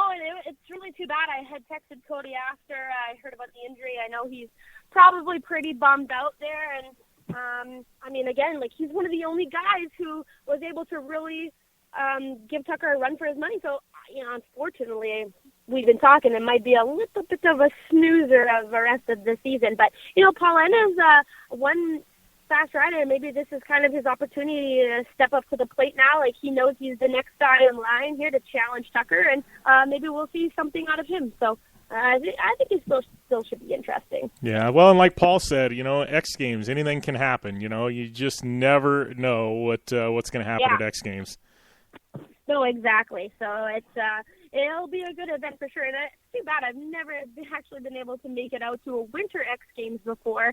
I was really hoping to this year, but again, I got a couple things in the pipeline, obviously, with my Moto Chick Ride Day in California. Just tons of planning and prepping and, things I got to get ready here. So I got to streamline my focus because I have the tendency to, do 17,000 things at one time. So I got to tell you, the Moto Chick Ride Day, that thing is blowing up pretty heavy already. I know I posted something up and and got some feedback from that. But man, it's you're getting a lot of ladies interested. I'm so excited, and you know what's the coolest thing is I just kind of wanted to do this essentially is just like a meetup and hang out and ride. Like there's nothing else. You don't got to register. You don't got to, there's not really a class. You don't have to pay. You just got to pay the regular gate fee to show up at Paula. But I just kind of winged it, made it really simple and made a poster. And wow, I cannot believe how many people are interested and sponsors are interested. My direct message on Instagram is blowing up with people who want to donate. I had somebody today, their little number plate, it's a chime, for your keychain or a necklace or anything, but it's this little number plate. This girl wants to make a whole bunch of Moto Chick ones for the school, and I don't know. It's just I'm so surprised all the people who want to come on board. But again, it's supposed to be like a fun ride day where girls can meet their idols and ride with other pro WMX girls and hopefully meet a bunch of lifelong friends, and that's the way I want to promote it. It's not necessarily a school or lessons or whatever. It's just, come hang out, let's ride and have some fun. And that's ultimately what motocross is about, is having fun with your friends. And so there's girls, I'm following it on social media, and there's this group of girls, Dirt Dreamers. I've noticed that she's connecting with other girls in Vegas who she doesn't even know, saying, let's meet up, let's drive out together, we'll carpool to California. I'm like, oh my goodness, it's so amazing and inspiring, just the community that's kind of coming out of this, and it's pretty darn awesome, and I'm excited, and I can't wait, and it's going to be a great event. We're going to give tons of swag out to the girls, and I've connected with a lot of top pro girls from California, and they're all very interested in coming out and helping and riding with, the fans and the girls who, maybe a little bit shy, or it's their first time out on the track, or, they don't really know anybody. And, they're really looking forward to meeting everybody and riding with people. And it's going to be so much fun. I can't freaking wait. And, if this is a success and it's everyone has a good time, I plan on doing this again later in the fall in California, and then maybe some other stops around North America, because again, Paula is benefiting from all the people in the gate, so I'm really helping them promote and, make some extra money, and, all the money kind of goes to the track. So I really want to support local tracks and the racing communities in different areas around North America too. So if this is a good turnout and a good event, hopefully we'll be able to have some more other places. So that's what I'm looking forward to the most, actually. Yeah, well, and I can tell you already, I know the track manager there in Vegas at the motocross track there, and I'm sure they would love to have something out. And you and I both know, there's absolutely a huge group of ladies from Vegas. I know some of them are making their way out to your ride day that would love to be involved. Yeah, I can't believe how big the racing community is in Vegas. I don't know how many times a year you guys are able to ride, because it's like a desert out there, and it's too hot to suntan some days. Never mind gear up head to toe and go pound out laps on a motorcycle track. But no, and that's the cool thing about this. It's very easy to kind of pick up and move this event all around, because there's, I'm not charging anything. I'm not charging the riders anything. The track is ultimately a hub for us to meet up and hang out and have some fun, and it promotes the local community, again, girls, and hopefully meet some new friends, but it's really, really simple. And I got a great backing of sponsors, Crushed MX, Ethica Girls, and RMC Graphics, and a few others now kind of hopping on board, but, they ultimately are donating their services or products, and without even having to ask, which is the coolest thing, and what makes, the people I work with so great, is that they are so There's so much about giving back to the community and the riders. I can't thank them enough, and they're really helping me make this event what it is. So I'm really excited. I can't wait. I'm pumped. Yeah, it's going to be a ton of fun, I think. We got to take a short commercial break. Amy, when we come back, you and I have a lot of Supercross to talk and a little bit of I told you so, I think. I finally get to put a feather in my cap, so that's coming. I'm just warning you. So, yeah. All right. See you this time. Okay, we'll talk soon. All righty. All right, we're going to a short commercial break. When we come back, more Supercross talk here on the Down and Dirty Radio Show, powered by Polaris RZR.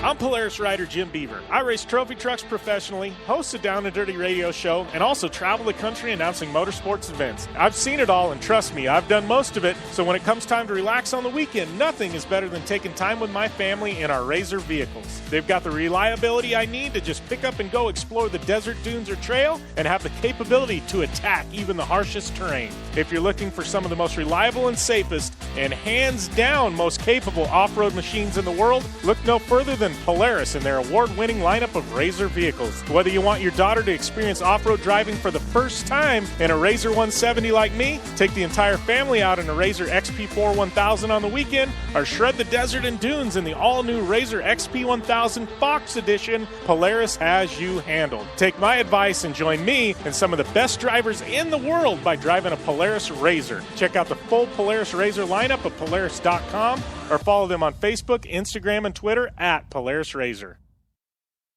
For 100 years, General Tire has provided tires for your lifestyle, your adventure, your anywhere. Born from competition, the Grabber tire offers the durability and off-road traction you demand in a tire. We put these tires to the test in the harshest off-road racing conditions to give you a tire that will make your anywhere possible. So let us take you on your next big adventure. Tweet us photos at General Tire, hashtag anywhere is possible. Because with General Tire, anywhere is possible. Life is all about sound, the sound of sports, the sound at the racetrack, and the sound of your vehicle. Don't drive around listening to this. Drive around listening to the sound of performance. Gibson Performance. Gibson Performance Exhaust is the company who can turn this into this. Remember that life is all about sound, and Gibson Exhaust is the sound of performance. Check out your next catback exhaust system, headers, muffler, or UTV exhaust at GibsonPerformance.com and get more power and more sound. Are you looking for a place to push yourself behind the wheel and see how your driving skills stack up? DirtFish Rally School is that place. Located on 315 acres of pristine automotive playground at the foot of the Cascade Mountains in Snoqualmie, Washington, right outside of Seattle. DirtFish Rally School is a one-of-a-kind place where everyone from first-time drivers to seasoned professionals like Bucky Lassick and Antoine Lestage can push themselves to their limit. Whether driving the high-performance rally-prepped all-wheel drive Subaru Impreza STI is what you're looking for, or you'd rather hang it all out in the rear-wheel drive Subaru BRZs, DirtFish Rally School has something for everyone. Classes are available from 2 hours to 3 full days and feature instructors with over 150 years of combined racing experience. Whether you're looking to become the best and get an edge on the competition, or just looking to freshen your skills behind the wheel, DirtFish Rally School is the place to go. For more information on registering for classes, visit DirtFish on the web at dirtfish.com, or to check out the latest happenings from DirtFish, follow them on Facebook, Instagram, and Twitter at DirtFish Rally.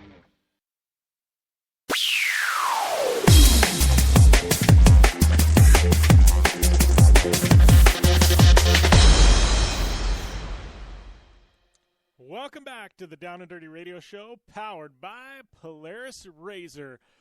Jim Beaver, Ami Houde in the house.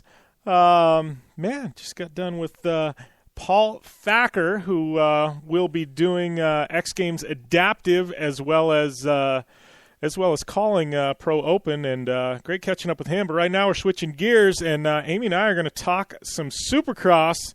And a little bit of I told you so, Ami Houde. I called the top 3. 1, 2, 3. That's crazy. I called the top 3, and all of them pulled through. I don't know how I did that. I'm just gonna say that was kind of luck, but yeah, must be feeling pretty proud of yourself there, huh? Yeah, but see, I called the top 3. I had everything dialed in on my Fantasy Supercross team, and stupid me left Dean Wilson in there, not paying attention to my lineup, and I got no points for him, and I'm doing horrible. Props to anybody who can win that league. It's so hard. I know, it's super hard. I mean, there's so many. Like, the top 3 is already switched out so many different times already, other than Dundee. Yeah, whatever. But, I mean, like, 2nd and 3rd, 4th and 5th also, there's been such a big kind of, like, mix-up with guys and who's going to be where. And, you know, now that Dino's out, I'd like to try to get him on the show maybe next week or sometime really soon, just to kind of see what's going on there and, you know, see what his plan of action is. I know that he's been having knee problems again, but, I mean, the guy can't even make it 3 rounds into a Supercross season. I just don't know what, you know, that says for the longevity of his career. I would like to pick his brain and see what's up. But, no, I mean, what a great race this weekend. Holy smokes. Okay, I'll start off the 450s because I'm going to be losing my mind in the 250s because holy crap, that was the race of race of a lifetime almost. But, I got to give it to Ryan Dungey. He's not pulling the locomotive strategy this year. He's coming out with a bang. Pulling whole shots, checking out. Really, no one has anything for Dungey. I'm really surprised. I thought Roxon would have a lot more in the tank, and Davey Millsaps did pull the whole shot and was leading for quite a while. But again, I don't think his conditioning is really there. He stated. I think everybody was pumped when he did that. Like, he pulled it, and even the announcers are like, well, we didn't see that coming. And I don't think anybody did. And I'm like, all right, Davey Millsaps, he's back. You know, this is that, race-winning form. And literally a lap or two, I mean, you see Dungey and Reed just slowly reeling him in, and he just started dropping like a fly, man. It was just, he was picked off rider after rider after rider. And I was like, man, it had to have been conditioning. I mean, he just literally fell off the grid. Yeah. And the thing is, he was so much more aggressive in the whoops. Like, okay, so A2, the whoops were the man makers of, this track, really, that you could see whose bike was set up with. Holy crap, you're right. Training in the whoops and ultimately who, had the manpower to power through that. Like, the guys who had those whoops down could make 2-3 bike lengths on the guy behind him, and that was really the make or break point on the track. So Millsap's whoops were significantly better than Dungey. I think Dungey pulled it together kind of mid-moto, but he did die down, but it could have gone 2 ways. He had a couple bike lengths lead right off the start, Millsaps.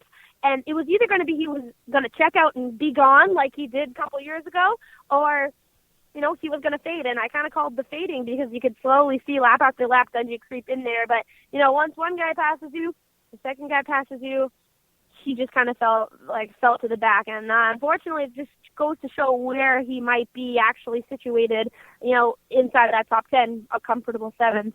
But it's too bad because he did have a pretty good lead, and it would have been really good to see Davey Millsaps have a win out of there. I would have loved to see that. But I also, if you watch Supercross and you got to see Chad Reed's interview and, talking about sharing 8 titles with Carmichael and McGrath and how, winning at Anaheim is not like a normal win because it's all the people who you want to impress, owners and everybody goes to A2, and that's kind of the hub and the mecca of Supercross and where all the teams are. And I was really, really rooting for Reed this weekend, and he was, we always talk about him being the vet, but he has so much in his back pocket. He just, can compete with these young guns, and he's so dominant, and he's always the guy in the mix who's like throwing the monkey wrench in there. Like, you just never know what to expect from Reed, and he's so close on getting that top spot. I think if Dungey had to kind of come from the back a little bit more, like, he had a really good start, and Reed actually had to, I think he started off 10th and had to plug his way to second place. But if it was the other way around, I think it would have been Reed's race for sure. But, little disappointed in Ken Roxon still. And oh, my goodness, poor Trey Kennard. The guy could not get out of his own way this weekend. I was going to say the same thing. Crashes. Yeah. Oh, poor guy. I know. And, everyone says, poor Kennard, can't catch a break. Well, unfortunately, most of the crashes were his fault this weekend. There was no excuse. He just chalk it up to a bad weekend for Trey Kennard. I know. I gotta ask you though. I gotta put you on the spot. No, I'm not putting you on the spot. Asking your opinion because you obviously know a whole lot more about Supercross than I do. So Ken Roczen, do you think it's the Suzuki? He's not there. It's not the elite level rider that, obviously took a podium, but do you think it's the Suzuki? You think it's the bike? I absolutely don't think it's the bike, actually. He won many of his amateur championships and his world championships over in Europe on a Suzuki. He was born on a Suzuki. He's, that's what he's most comfortable with. Like, I think he had a lot of problems on the KTM. I don't know, maybe it's the team. Like, I'm really thinking, RCH is a great team. Don't get me wrong. Is there the coaching and the mental maturity behind the Suzuki, the RCH, like Soaring Eagle Suzuki team, like there is the factory KTM team with Roger DeCoster? Absolutely not. I think that they're playing on a completely different mental game over at KTM than they are Suzuki. So, Suzuki's a really young team there. It's run by, Carey Hart. I think it lacks in that mental confidence almost. I'm not too sure. I've seen a significant decline in Ken's performance since he switched not to the Suzuki but to the RCH team. And I don't want to be under any hot fire here calling people out. I'm just, calling it as I see it, if you will, and I'm just talking from personal preference. But I do think the Suzuki and Ken Roczen are a pair, but I don't know if the team is really what's holding him back or not, or maybe it's something in his personal life. I'm not too sure. I know he used to train with his father, then he trained with Alden, and then back to his dad. I don't know. There's so many different marbles in the mix. I know they talked a lot about Ken Roczen is adopting a different riding technique. I don't know what it is. I think it's, how he used to be kind of balls to the wall all over the place, kind of all over the bike, if you will, like a very aggressive and like a fancy-dancy riding style, if you will. And I think he's tamed down a lot, and I think he's now adopting that whole Kevin Windham strong and steady style. Like, they talked a lot about that. He's trying to adopt this new style, and it takes a while. A lot of, switching muscle memory, a lot of new techniques, and, he's transitioning into this new style, and maybe more of a mature rider, but it takes a while. So I'm not too sure. It'd be interesting to kind of find out what he feels like he's struggling with. I don't know if it's the bike, though. I really don't think it's the Suzuki.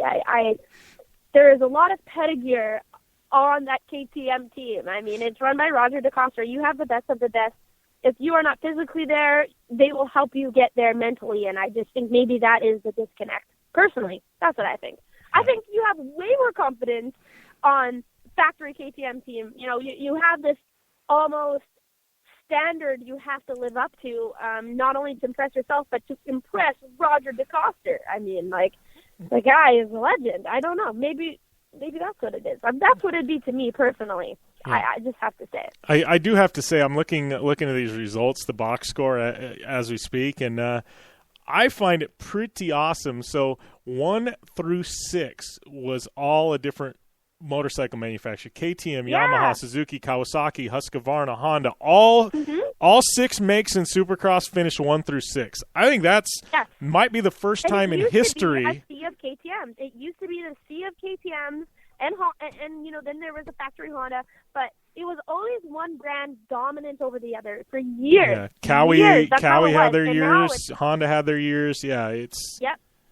Yeah, exactly. Suzuki never really had their year, or Kawasaki. Well, yeah, when Villapoto was riding, Kawasaki had their year, but that was usually just Ryan. But now it's really, the bikes are all on par with each other. Everyone is kind of on a similar mechanical playing field, and it is ultimately up to the riders nowadays. And I love that, because it's not one team is better than the other and has better equipment and better technology. I feel like the playing field has gotten so much more consistent that it is ultimately up to the rider to claim this championship, not necessarily the bike that you're on is better than the other guys, so that's why you won, which completely used to be how it was. Factory Kawasaki was the best of the best. It had the best technology. The 450s were untouchable. Ryan's bike was always just set up you can just tell it worked better than anybody else's out there. And now, look at Cole Seeley. I mean, the guy comes up from 250s and is already extremely dominant his first year in 450s. It had nothing to do with the bike. It was because Cole Seeley was an exceptional racer and athlete. And that's what it's coming down to now. And I love that. It's so cool. Yeah, it's I don't know. It's pretty exciting. So I got to ask you, James Stewart. I know he's been cleared from his concussion. And I understand. What was it? Second round? He showed up and things weren't right, and he didn't even show up this past weekend. Things weren't right. I know, looking at NFL and Major League Baseball. I mean, concussions take a while to get over. I mean. I don't know if you heard anything. I mean, I think it's one of those things. You're dealing with a head. You come back when you're ready. It's not something you rush into, It's not like a banged-up knee. It pisses me off that everyone is giving him so much flack for it. But you know what? You're not out there. You didn't smash your face and if you watch the crash, he was out like a light. Like he was ragdolling it hard on the ground. He came out, he tried, and he just felt when he was okay for practice.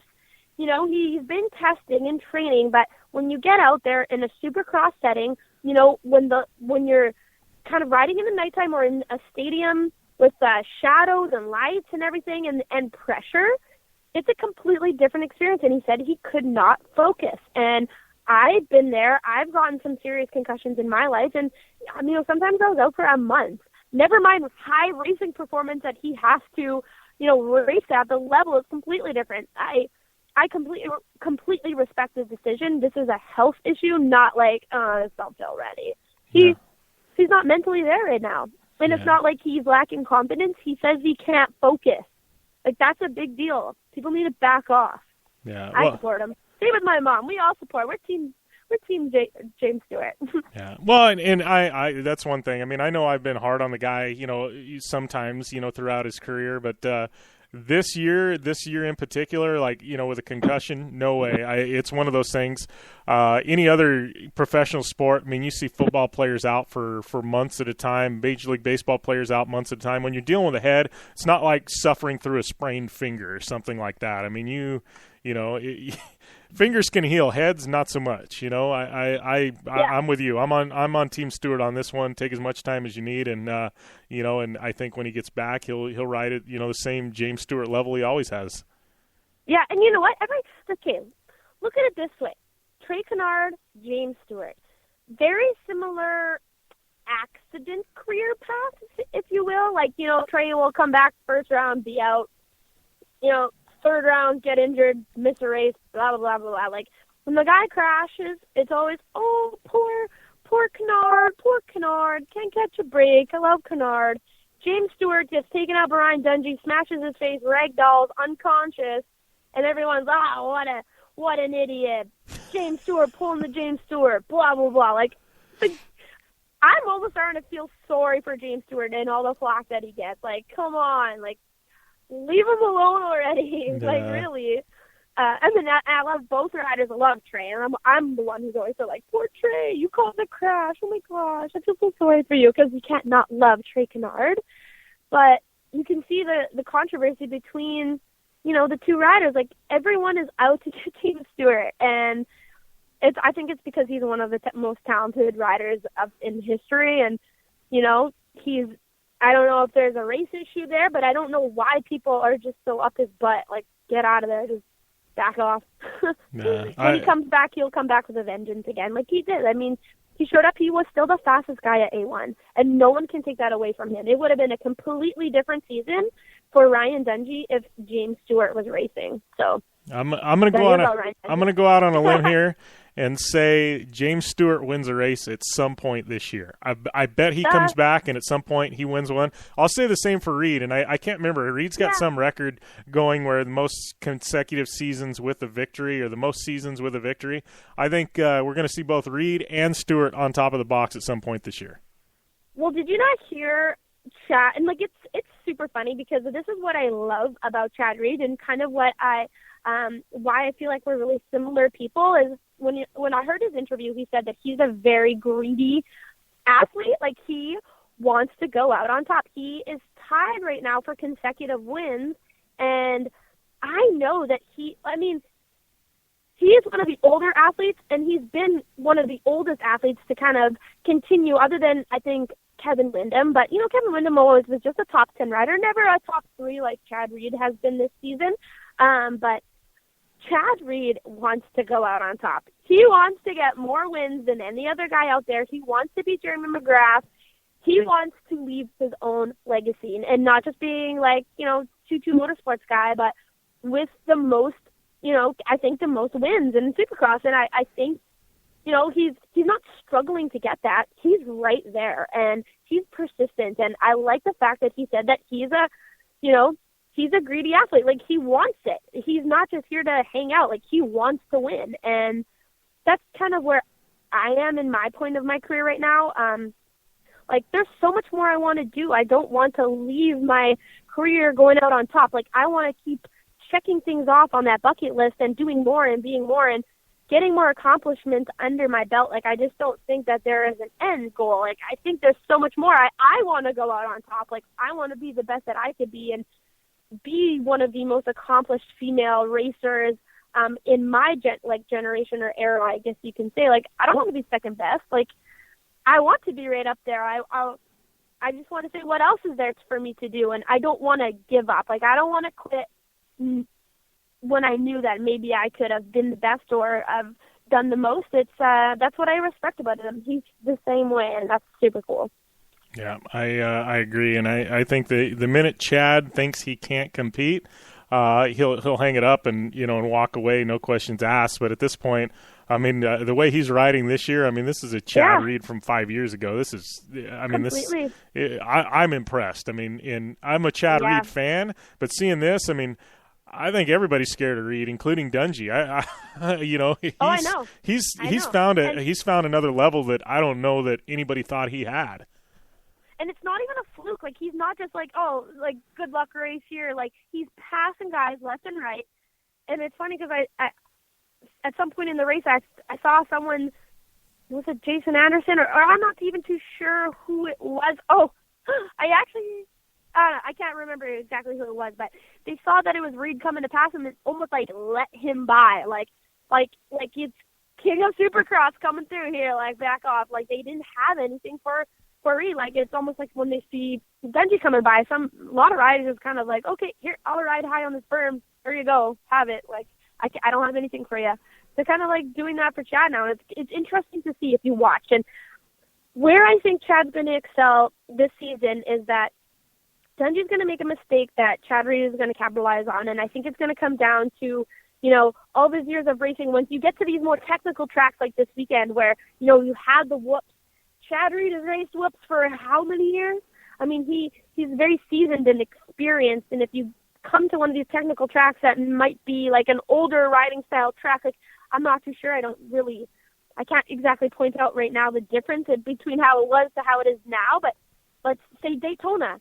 Chad has always been extremely successful on a Daytona track, that outdoor style, sandier track, and he's had a lot of success at Daytona. Maybe that's the track that we see Chad beat Ryan Dungey. I just think that his longevity in the sport will ride on his, being involved with this so long and seeing so many circumstances and, having to get out of so many pickles. Like, that will ultimately be what I think where he capitalizes on Dungey. So we'll see. It'll be interesting. And like I said, I completely agree with you. And he's going to be on top at one point or another this season for sure. Yeah. But he's also right there. I mean, he's right in there with the points. So if one mistake from Dungey, they can be battling to the end. Like, I really think this is going to be such a close season all year. I'm very, very excited. Yeah. Well, speaking of that, we gotta talk some 250s. I know you've been wanting to, but Cooper Webb, man, he's starting to check out on the field.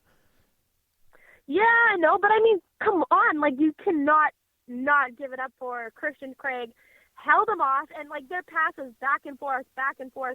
They played cat and mouse for at least 3 laps, and we were all sitting on the edge of our seats, like yelling at the TV, like typical NASCAR fans. Like, it was ridiculous.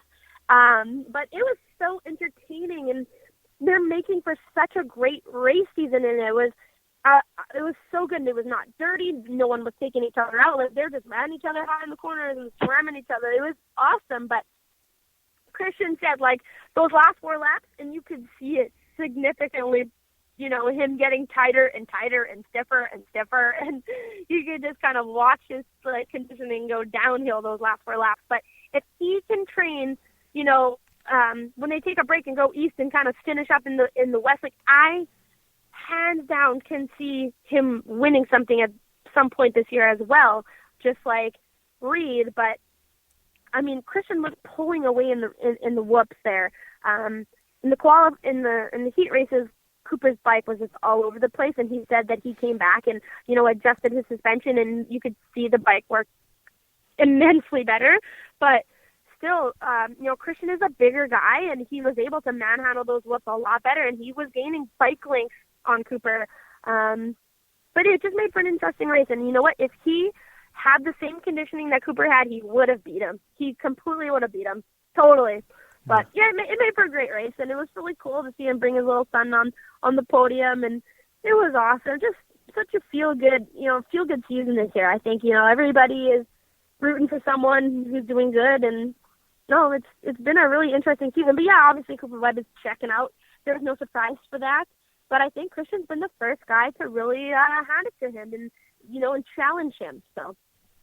Yeah. Well, you keep mentioning the whoops, and I know you talked about it earlier, but I got to say, watching those, and here's a guy who, I don't race motocross.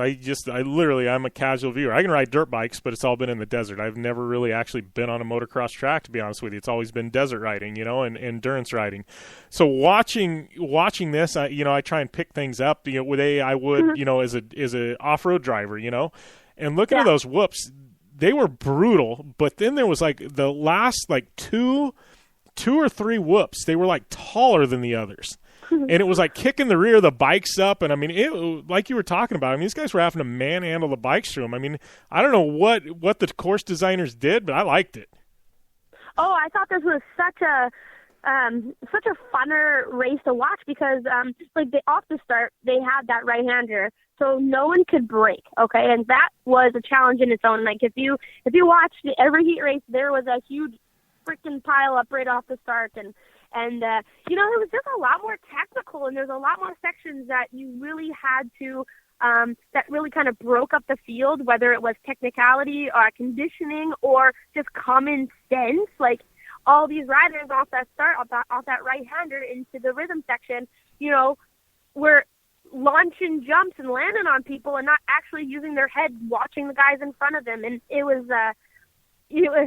kind of cool. It separated people. It separated the field. It separated the pack and made for really interesting heat races because guys would have to go into the LCQ or the semis because they would get caught in a pileup at the beginning. It made for a lot more interesting race. But the whoops I like because it is, that is a normal attribute on a supercross track, but I don't like to see those wiener whoops that are just little moguls that people can walk through. But these are the kind that you have to set up, commit, and you don't uncommit until you are out of them. Like, they are waist deep if you're walking through them. And I've been to Millsap's training facility and GPF where I've walked through whoops that look identical to those. And it's a data racer back in the day who, he struggled through the whoops and he raced Supercross and got people to actually build him a set of whoops that were the gnarliest ones ever. Because the gnarlier you practice them, the easier they're going to get. But, I mean, I could even have a hard time doubling through them, never mind, skimming the tops of them. But it was funny because you saw guys on 450s like Marvin Muscan double through these whoops. That really showed you how challenging they are. But I like when they throw in attributes on the track that really separate guys. I love it.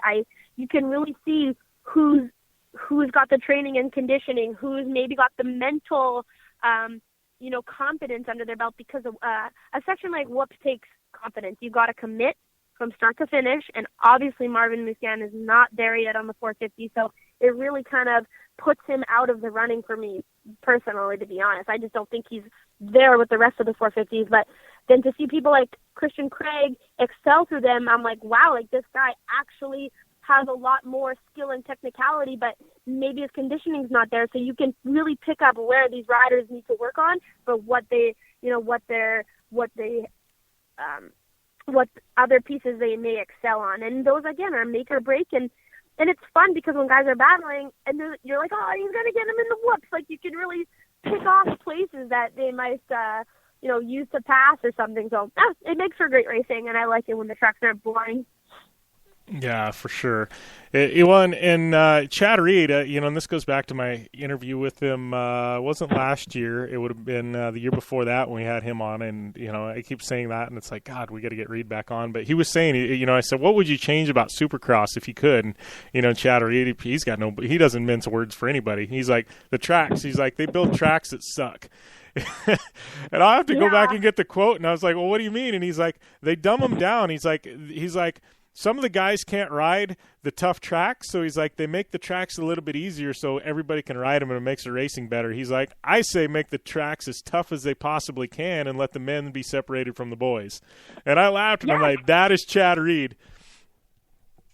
Completely. I love that. That's like the best ever, and I completely agree.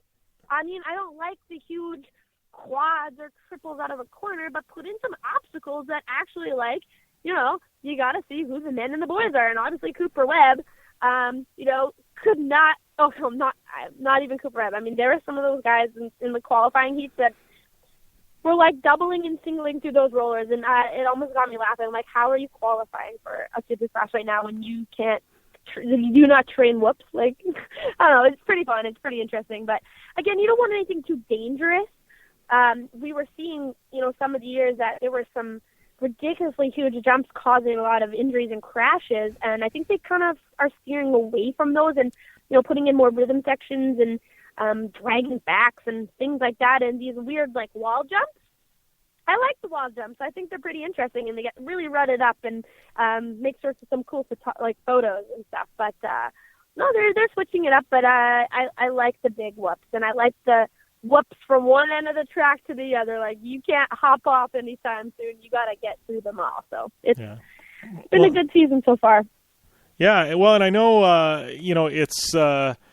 it's one of those things, a lot of motorsports are doing that, and I don't necessarily think scary, dangerous tracks make for that much more exciting. I think, you can put some technical stuff in there. I know Red Bull Global Rallycross, when they first started off, they had this huge gap jump, and guys were wrecking their cars and getting hurt and things like that. Yeah. And the racing now is better than it was back then, and they don't have the gap jump. They've got like a tabletop, now, and I've said that I think this next year in Terracross, we're going to see things. I mean, you saw the shenanigans, the jumps that we had in Terracross. I mean, I was victim of the one in San Diego, but you saw the one there in, at Heydays, and I think you're going to see Terracross this year. It doesn't necessarily make for better racing. I think it just, I think a tabletop in that same position would do the same exact thing, and I think we've seen series do that, where they kind of adjust things and make better racing and not quite as dangerous.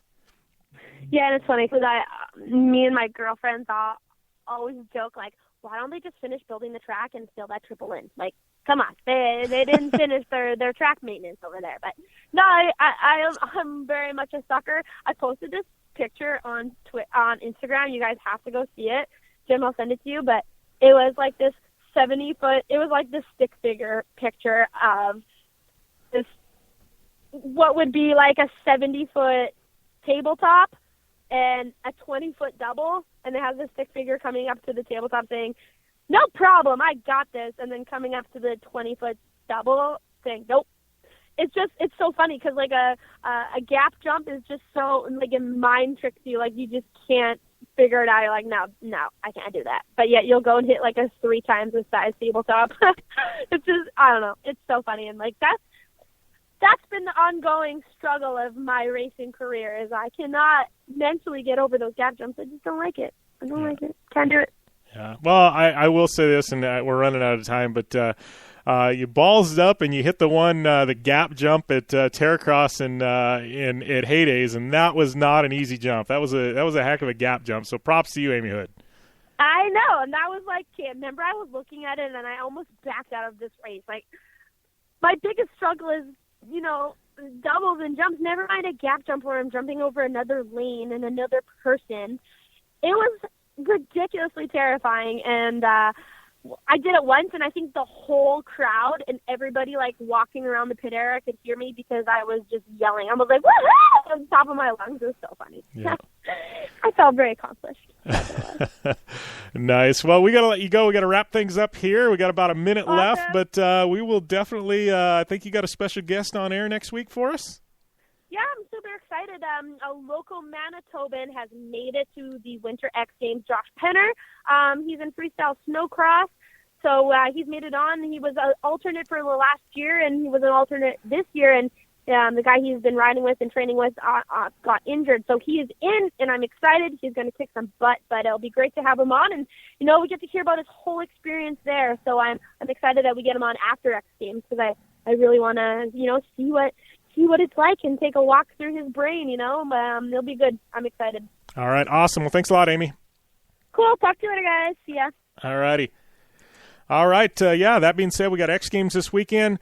Some Supercross coming up. Rally America. I'll be out there. Tune into Rally America Radio this weekend. King of the Hammers coming up. Best of the Desert Parker 425. Shout out to Polaris Razor, General Tire, DirtFish, UPR.com, Blue Resort and Casino, Jmar Brakes, KMC Wheels, Gibson Exhaust, MTX Audio. Give me a follow at JimBeaver15 on Instagram and Twitter, Facebook.com/Down and Dirty Show, and at AmiHood71 is her Twitter and Instagram handle. Download our app, available on Apple, iTunes, Google Play, DownandDirtyShow.com. All our back episodes. We will see you next Tuesday for even more on the Down and Dirty Radio Show, powered by Polaris Razor.